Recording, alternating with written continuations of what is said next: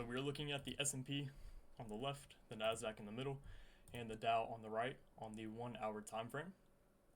And stated in last night's pre-recorded lecture, I said this sequential SMT right here, I would like to see FOMC deliver higher going towards this high right here. Now I said it was 50-50. I don't want to take too much credit for this move or anything because I did say it was 50-50 and FOMC could really go anywhere. But there was a main indicator on specifically why I wanted to see it deliver higher, which we will get into. But as you all can see, we traded below this low on Tuesday for the Nasdaq, and on the S&P we created a failure swing. Whoops. Did they change the button? Does anybody know what the button is to do the highlight thing for the demonstration tool? Oh, it works now. Okay.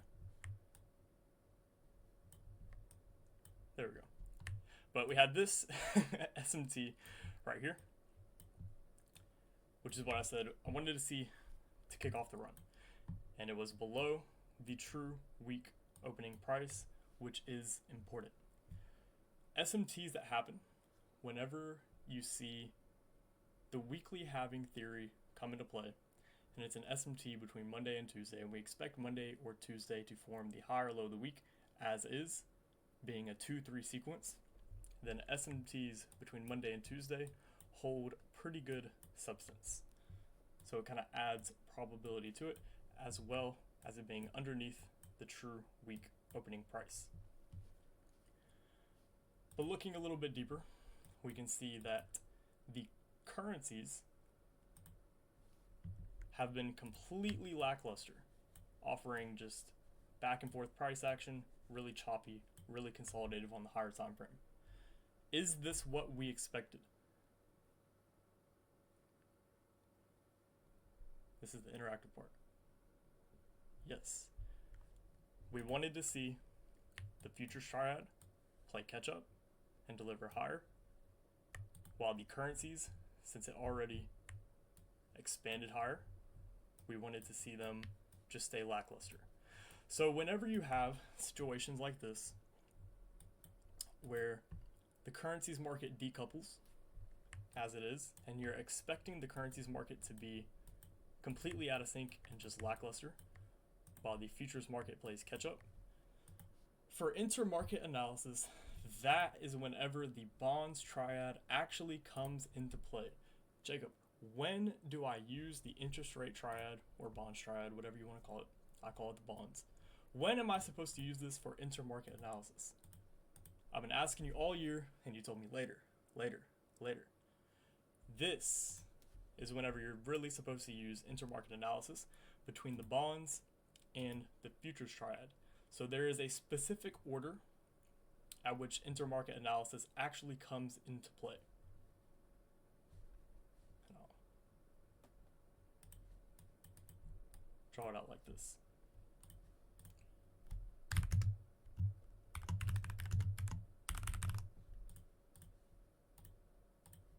So first you have the index futures, and then you have currencies,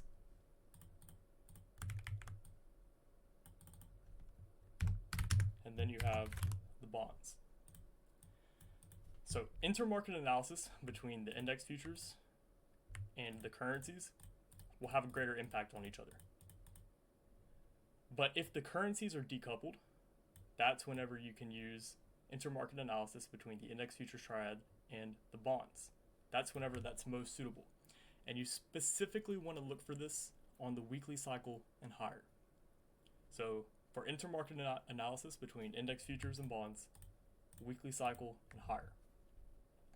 But for index futures and currencies, it doesn't really matter. But the only time you should use the bonds is whenever these guys are decoupled from the index futures triad. That is whenever you can use index futures and bonds. But going back to the bonds triad, and the ticker symbol for it all is you have ZB1, ZF1, and TN1. So as you can see, we have a monthly cycle bullish sequential SMT, as well as right before FOMC expanded, we formed a weekly cycle sequential SMT, being a two-stage sequential SMT. Now, what did I say at the very beginning of this week? What FOMC is likely to do if there is a cracking correlation beforehand.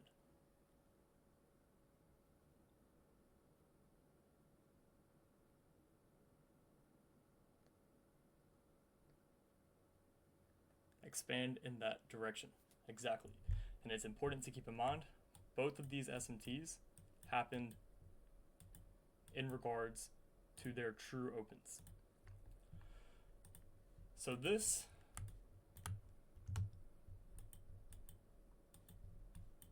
was actually a two-stage intermarket sequential SMT with a monthly cycle sequential SMT governing it. It all makes a little bit more sense now, doesn't it?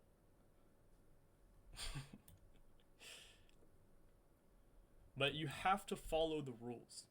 And this is why it's important that you're with me and you don't just watch a 5-minute video and then try to go out there on your own and use it. Because you have to have context behind it and you have to know when to actually use the bond market in comparison to the futures market. And yes, for the person saying in chat, you don't necessarily need this. Like I said, the same rules apply for intermarket analysis. The only time you really need to look for intermarket analysis is when there's absolutely nothing tipping its hand on the triad that you trade. That is really the only time. You can do crazy predictions and have crazy accuracy just between the duos. You've seen me do it before, where we've only focused on the S&P and the NASDAQ, look for cracking correlations between these two, and I've had insane accuracy. But if there's nothing really tipping its hand and you don't really know, and the currency triad is out of sync, that's whenever you can look at the bonds, look for something tipping its hand, and then come over here.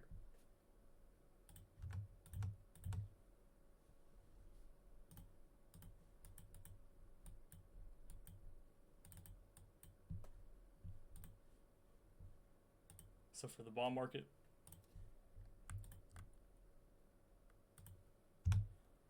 I would like to see price continue in the direction it's expanding, going for this high and these highs right here. And then for the futures market, I would like to see continuation, and then probably tomorrow or Friday, see the NASDAQ come run above these highs again.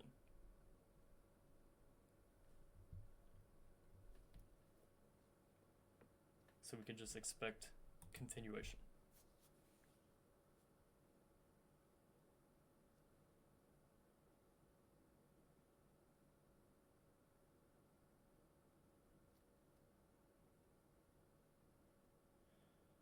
So you don't expect the weekly cycle sequential SMT between Tuesday and Wednesday to hold.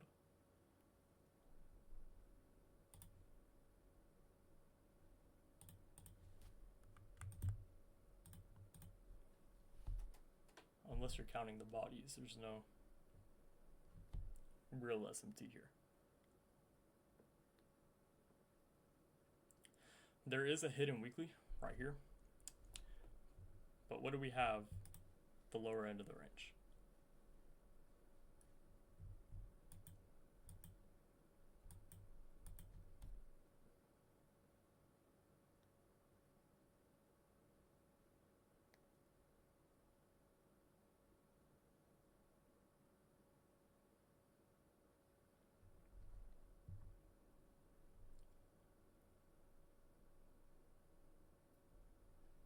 Sequential cycle without TPD.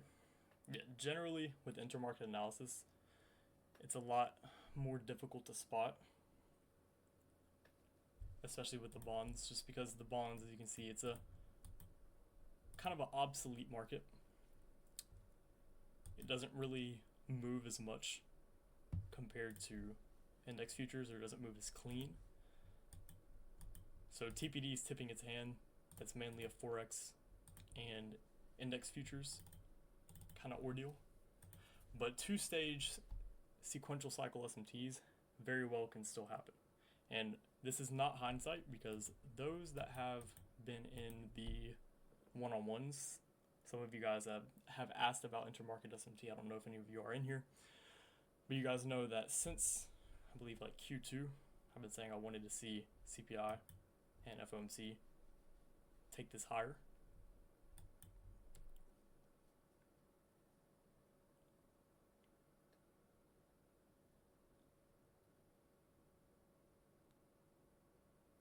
So does the monthly cycle intermarket SMT that create a bullish true reversal that we've been waiting for. Does a true reversal require an SMT just between the futures triad? In a sense, I classified this as a true reversal. I don't see much of a reason to just completely drop right now, at least. I would still like to see continuation.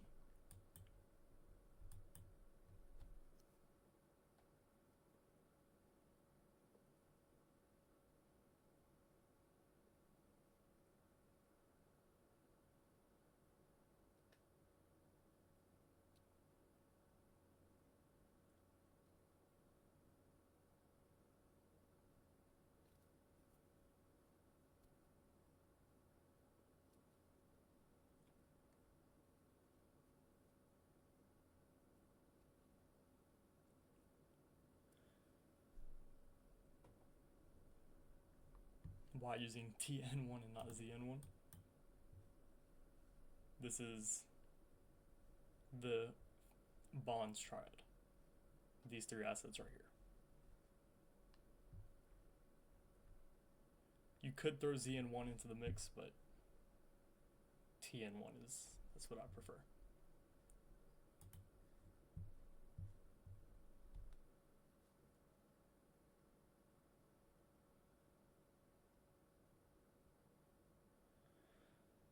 So what if we see a bearish monthly cycle SMT on indices with a second stage? Would that overpower the intermarket SMT at the lows? Yes. And how to actually integrate a bias into a trade. If you know what the higher time frame direction is, all you need to do is wait for time and price to be aligned. What do I mean by that? You already know what times setups form intraday. So all you have to do is just wait for a lower time frame cracking correlation to get alongside the run. Similar to what happened down here. I believe there was some SMT down here, a form of SMT. So once you have the narrative, all you have to do is wait for a lower time frame cracking correlation at a specific time of day to get alongside a run.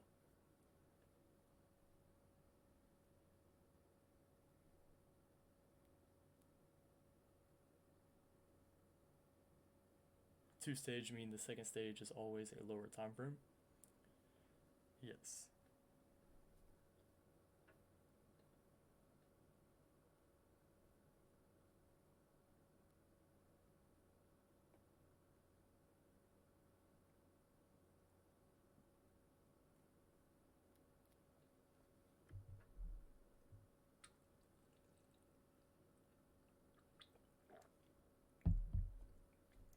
And yes, this could cause somewhat of a retracement, and it already has with this SMT. So it could cause for a retracement before continuation higher, but all that would do is just solidify exactly what you would like to see.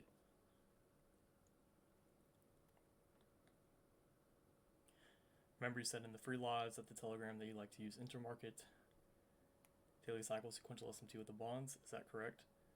And yes, that is correct. But for best case high probability scenario, it's difficult to filter out when to actually use that.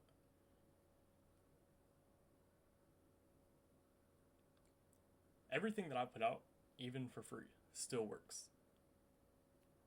The model all the way back, I think it's been a year now at this point. Looking for that two-stage cracking correlation in the morning, it still works. It's just knowing when it should work. That's the only difficult part.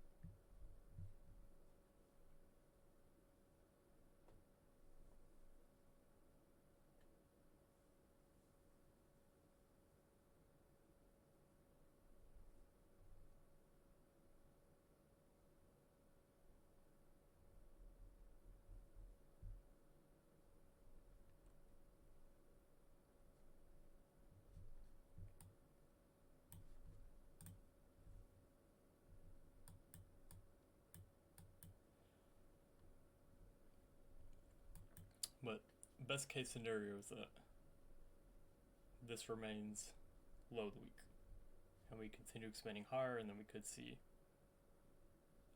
if we run higher, come drop back within the range later in the week. Which asset is stronger right now? You guys tell me. You guys tell me.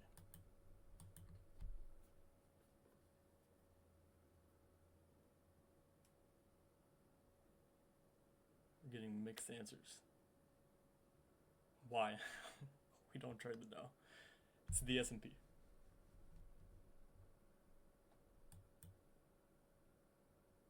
Why is the S&P stronger? Telltale sign number one. Which one made the failure swing? Which one made the stop run? The S&P. After FOMC expansion, a timed candle that has a specific news event within there.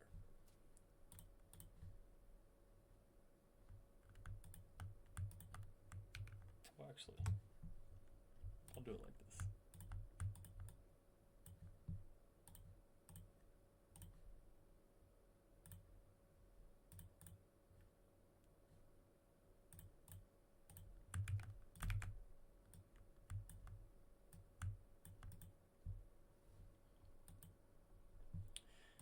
In regards to looking at this gap right here, at this specific candle, notice where the S&P closed compared to the NASDAQ.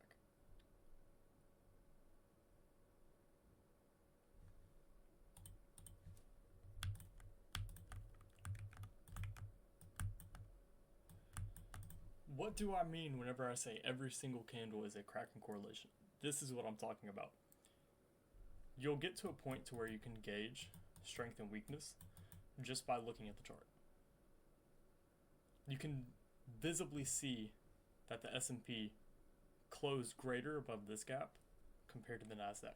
So if we were bullish, the S&P would be stronger for upside. If we were bearish, the NASDAQ would be stronger for downside.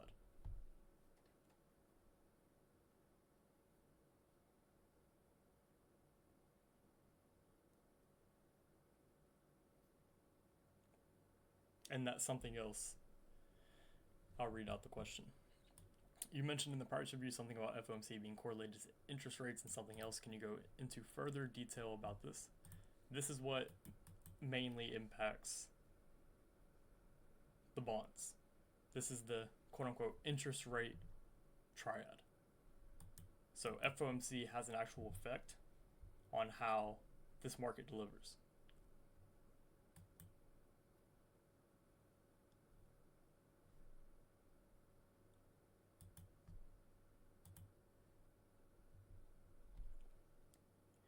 The FOMC news candle created a bullish daily cycle sequential S&T with the Dow being Q3 and Q4. A bearish daily and weekly cycle began to form after, but they did not hold. Did the bearish SSMTs not hold because the news candle created a bullish SSMT? Therefore, bearish SSMTs that formed on the way up did not hold any substance because the bullish daily cycle is in control?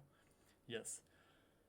Sequential SMTs or any SMTs or any TPDs that are opposing to the narrative will serve as retracements. The ones that are in tune with the narrative will serve as expansions to continue that narrative.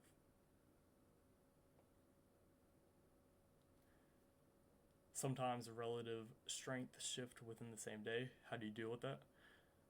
You're never going to know 100%, but generally the days where that does occur will be days like Tuesday. What did we say about Tuesday?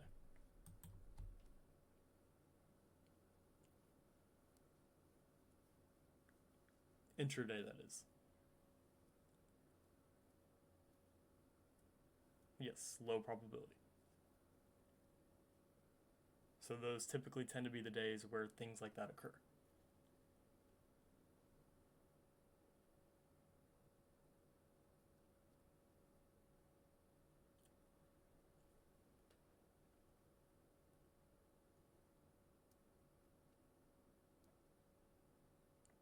But I think we're going to go ahead and wrap this up shortly. So If anybody has any other last questions, now is the time.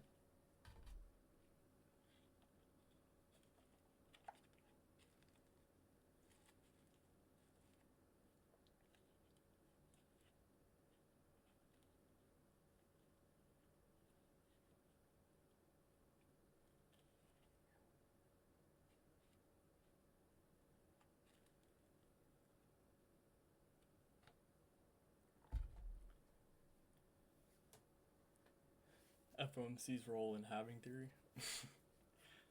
We'll get into that because it's directly in the middle of the week. I've just introduced weekly halving because there's more to it. And weekly halving also ties with how I'm able to predict daily cycle SMTs before they happen.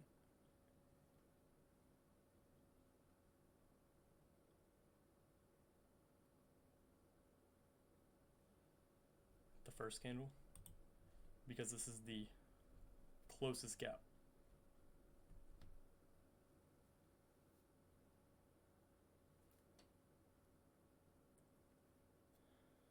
But is everybody on the same track for what we would like to see in terms of price?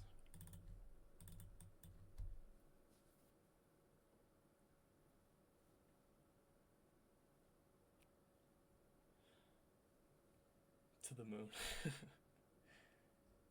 Say it again, somebody inform me.